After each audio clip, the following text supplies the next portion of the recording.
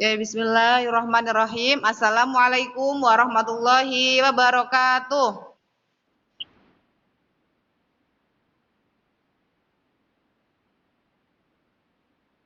Oke, kan di-mute dulu suaranya ya, dimatikan dulu suaranya. Ustazah mau memulai pembelajaran tema 7 ya. Kenapa Ustazah memulai dengan Al-Masyurah supaya teman-teman semua sambil menunggu kehadirannya karena walaupun jamnya sudah Ustazah mundurkan tetapi teman-teman masih aja yang apa namanya baru bergabung ya.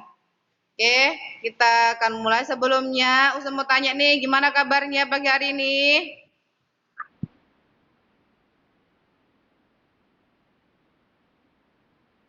Alhamdulillah. Gimana sholatnya? Adakah yang bolong-bolong lagi? Sudah kelas 4 semester 2. Adakah yang masih bolong-bolong sholatnya?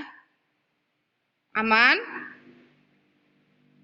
Jempolnya dong kalau aman sholat subuhnya. Sholat lima waktunya aman semua? Oke.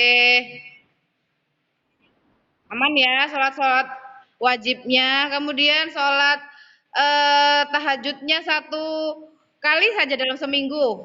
Aman nggak? Jempolnya kalau aman, satu minggu sekali. Misalnya malam minggu aja, malam Jumat aja. Belum ya? Nanti setelah ini satu minggu sekali ya diusahakan. Terus sholat duhanya setiap hari tidak? Alhamdulillah yang sudah ya. Sholat duhanya tadi sudah belum? Alhamdulillah. Terus yang terutama adalah sholat wajibnya ya. Kalau sholat duhanya dilakukan tapi wajibnya tidak ya sama aja ya. Oke, Ustazah akan langsung memulai tapi ini pakai kamera belakang ya. Oke, Ustazah akan buka slide-nya. Kemarin kita belajar tema 6 tentang apa? Ada yang masih ingat? Ya.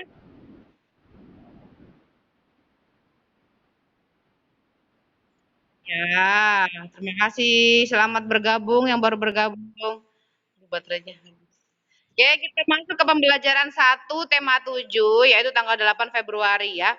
Nanti teman-teman sambil dibuka lagi set Ustazah. Ya, sebentar. Bentar ya. Oke, sudah ya bisa melihat? Ini kita belajar tentang membandingkan teks non-fiksi, sedangkan yang tema lalu, tema 6 kita belajar tentang menggali pengetahuan dari teks non-fiksi itu apa ya. Nah, sekarang kita membandingkan, tapi sama teksnya tetap teks non-fiksi ya. Membandingkan seperti apa ini? Ustazah sudah sediakan slide-nya. Membandingkan teks non-fiksi mengandung banyak informasi. Ya, ada informasi yang biasa saja kamu ketahui sebelum kamu baca sebuah teks non-fiksi, ada juga informasi baru yang kamu peroleh setelah kamu membaca sebuah teks non-fiksi. Nah, semakin sering kamu membaca, maka semakin banyak informasi yang kamu ketahui. Misalnya, kamu ingin memiliki banyak pengetahuan tentang cita-cita, atau kamu ingin memiliki banyak pengetahuan tentang apa namanya, berbagai pekerjaan atau ilmu-ilmu yang lainnya dan yang semestinya adalah harus membaca teksnya kemudian menginformasikan apa yang sudah kamu baca. Oke. Membandingkan jadi teman-teman nanti ada misalnya ada dua teks, teks non fiksi 1 dan teks non fiksi 2. Nah, setelah membaca dua teks, maka teman-teman harus bisa membandingkan bagaimana sih antara teks yang pertama dan teks yang kedua ya.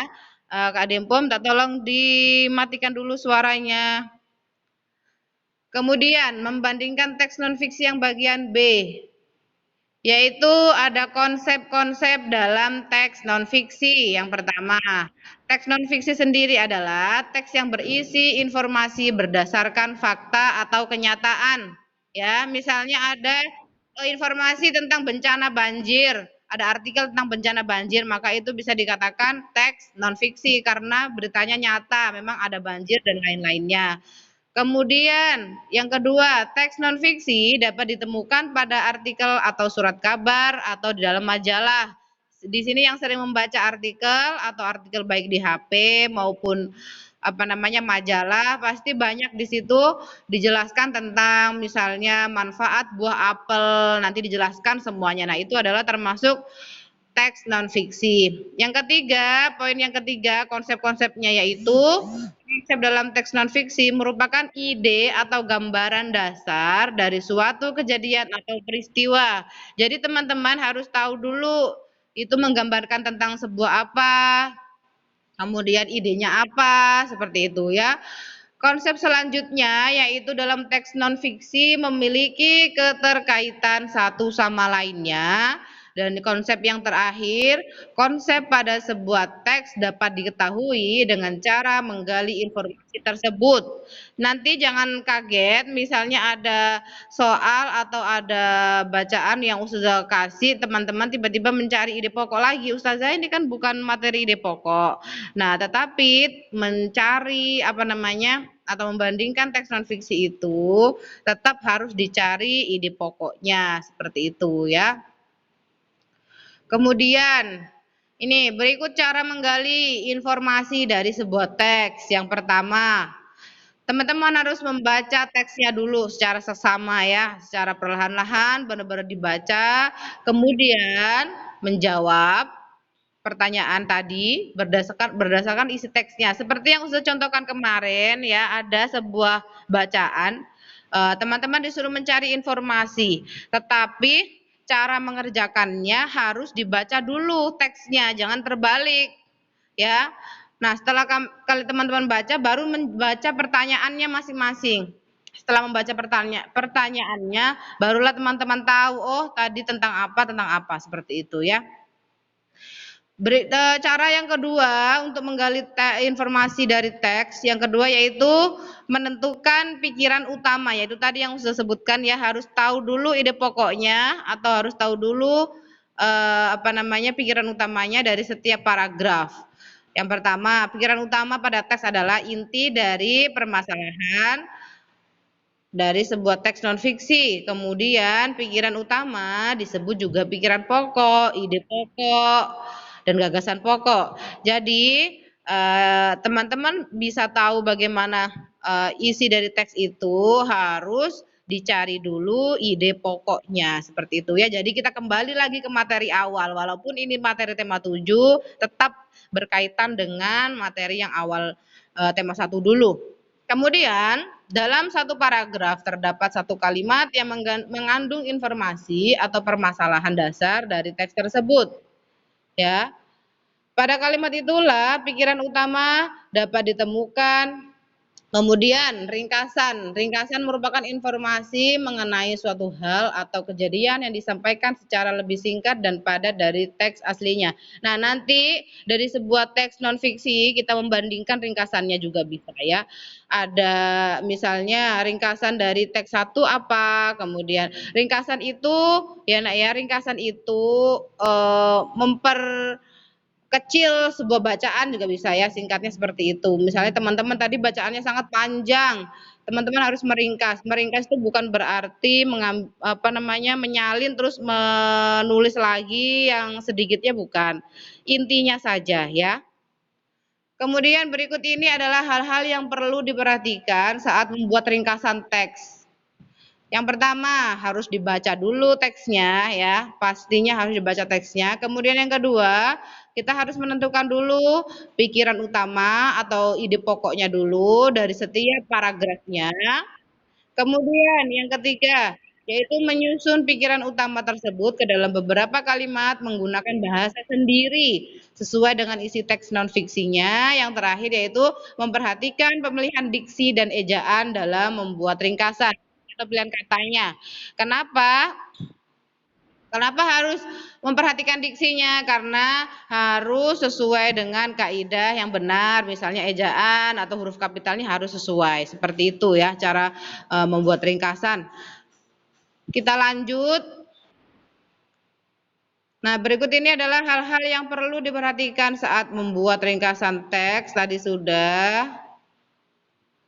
Nih, materi tentang non-fiksi tetap kemarin sudah tentang non-fiksi juga, sekarang membandingkan teks non-fiksi ya. Jadi ada sedikit tambahan nih, ini contohnya. Kata hubung dalam membandingkan teks non-fiksi. Kenapa Ustazah masukkan kata hubung? Karena di dalam teks non-fiksi biasanya dibandingkan antara teks A dan antara teks B. Misalnya ini ya, dalam membandingkan teks non-fiksi, kita perlu menggunakan kata hubung dalam menuliskan teks yang akan kita bandingkan. Nah, kata hubung antar kalimat dalam satu paragraf misalnya, oleh karena itu, namun ya, atau sejak, banyak kata hubung. Ya, waalaikumsalam.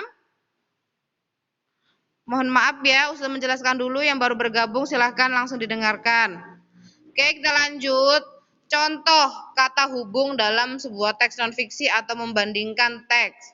Contohnya, sejak kecil Bu En bercita-cita menjadi guru.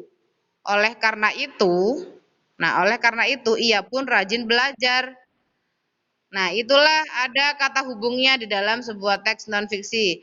Nah, kini Bu En telah wafat karena sakit yang dideritanya. Namun, semangat Bu En menginspirasi banyak orang.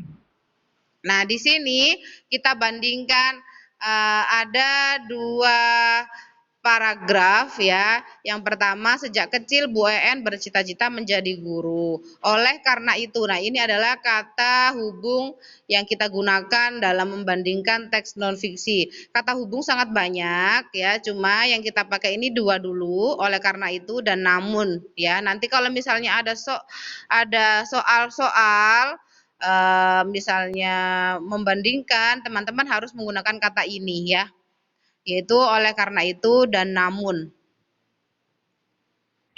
Oke, kita lanjut ke subtema 2-nya. Tadi subtema 1 tentang membandingkan.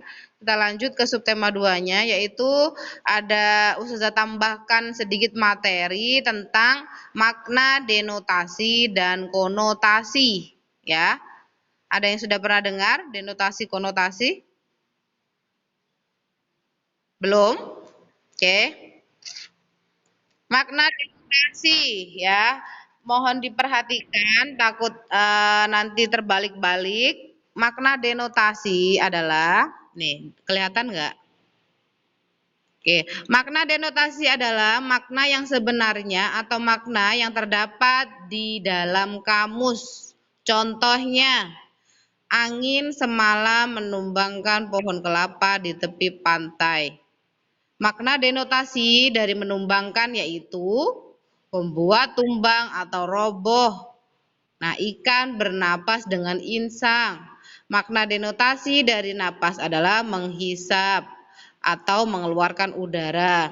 Ya Kak, nanti kalau tulisannya tidak jelas bisa dibuka di set Ustazah lagi ya. Oke, itu adalah makna denotasi. Kemudian yang bagian B adalah makna konotasi, adalah makna yang tidak sebenarnya atau makna yang tidak terdapat di dalam kamus. Makna denotasi bisa disebut dengan makna kiasan. Ya. Contoh A. Regu A berhasil menumbangkan regu B.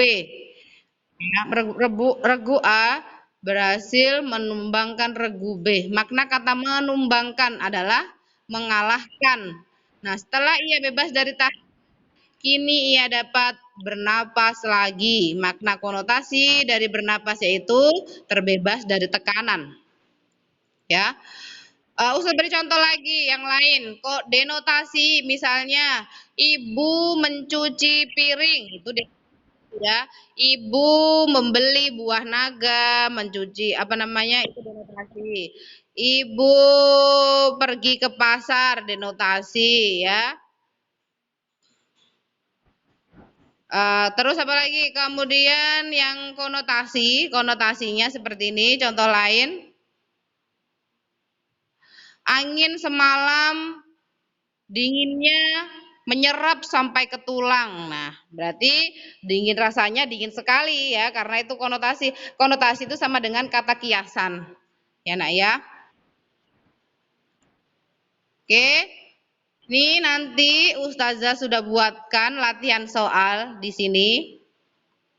Oke, lihat ya. Kita lihat sama-sama. Soal-soalnya sebelum dikerjakan kita bahas dulu ya.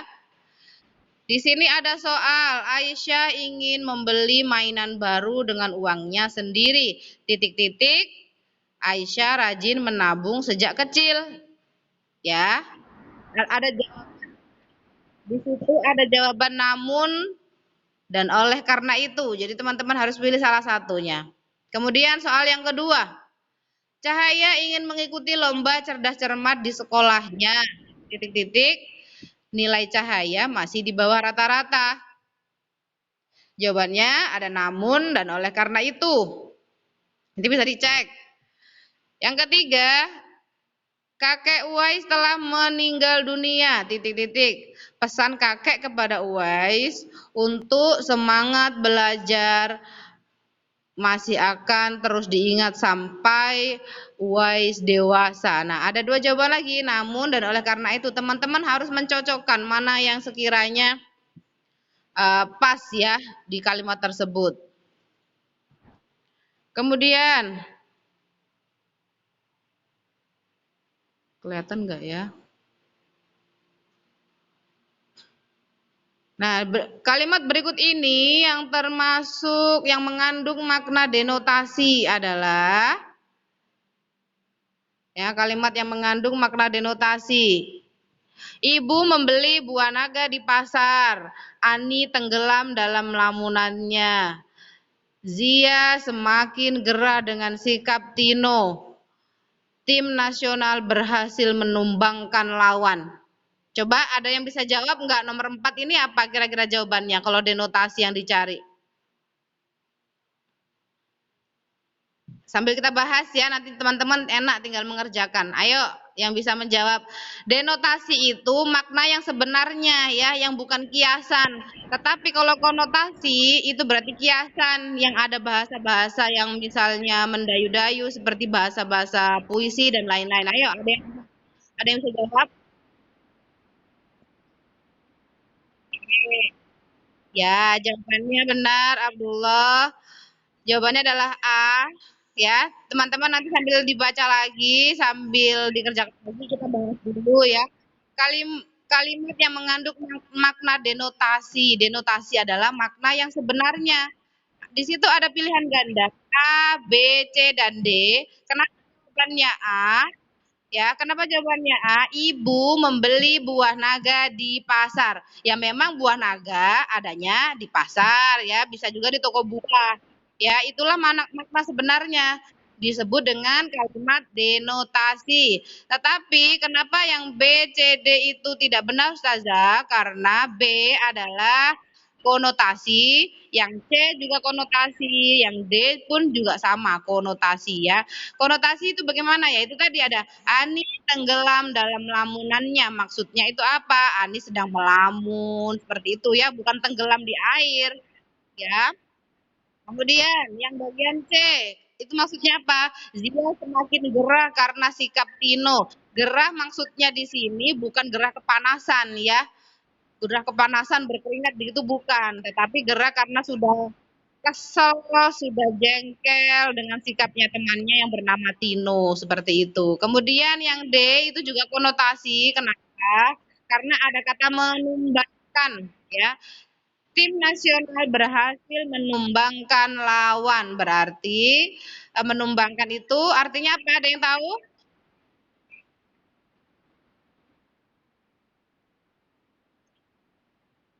Mengalahkan, ya boleh.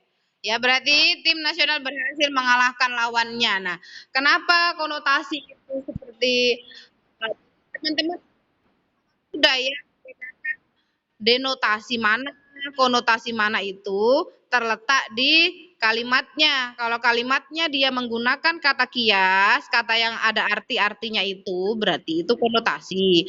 Tetapi jika kalimatnya itu seperti biasa adik sedang makan, aku suka makan burger. Nah, itu denotasi ya, karena tidak mengandung arti lain. Tapi konotasi mengandung arti lain, ya harus ada kata kiasannya seperti itu ya, teman-teman. Ada yang apa masih belum paham?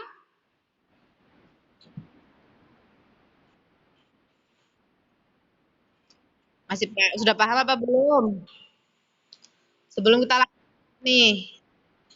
Ya, latihan soal pertama hanya 5 soal ya, Kak, ya. Nanti teman-teman kalau misalnya belum apa namanya, belum tuntas nilainya, belum 76 atau belum 80, nanti bisa diulang sampai bisa ya, karena kalau soal latihan itu untuk belajar supaya teman-teman bisa mengulang-ulang, tetapi kalau ulangan tema tidak boleh diulangi ya. Nomor 5 ya, siapa saja yang berdiam di wilayah Kajang harus mematuhi adat Amatoa. Makna konotasi dari kata berdiam. Makna konotasi dari kata berdiam adalah menetap, menyapa, tidur, bergerak.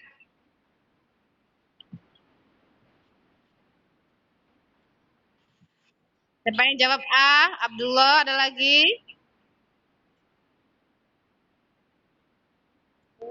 Ya. Makna konotasi. A. Oke, di situ ada kata mana tadi berdiam. Berdiam itu maksudnya, jadi kita harus baca dulu kalimat panjangnya ya. Kalau berdiam saja tanpa adanya kalimat berarti dia diem ya, diem tidak berbicara. Tetapi kalau dia berdiam dengan kalimat siapa saja yang berdiam di wilayah Kajang harus mematuhi adat Matoa ya. Makna konotasinya berdiam yaitu menetap ya, bukan tidur, bukan bertapa. Kalau misalnya bertapa itu berarti lain lagi ya. Atau diam. Diam bisa diartikan tidak bergerak ketika dia tidak diikuti kalimat itu ya. Kalau ada kalimat siapa saja yang berdiam di wilayah Kajang berarti berdiam harus menetap seperti itu ya. Hanya 5 soal saja setelah Zoom, setelah Selamit ini silahkan langsung dibuka set Ustazah ya, langsung dikerjakan supaya tidak lupa karena kita sudah membahas. Sampai di sini ada yang mau ditanyakan lagi atau sudah paham semua? Silakan yang mau bertanya boleh. Enggak, sudah paham berarti ya.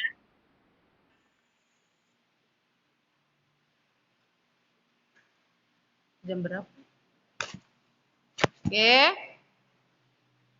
Kalau sudah paham semua, kita akhiri, kita berdoa bersama-sama ya. Alhamdulillah yang sudah paham. Ya, terima kasih. Doa setelah belajar bahasa Indonesia. Alhamdulillahirabbil alamin.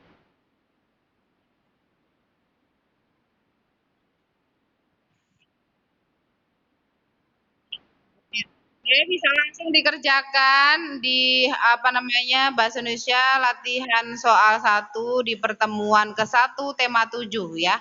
Biar tidak lupa dan tidak ketinggalan tadi materinya. Oke. Wassalamualaikum warahmatullahi wabarakatuh.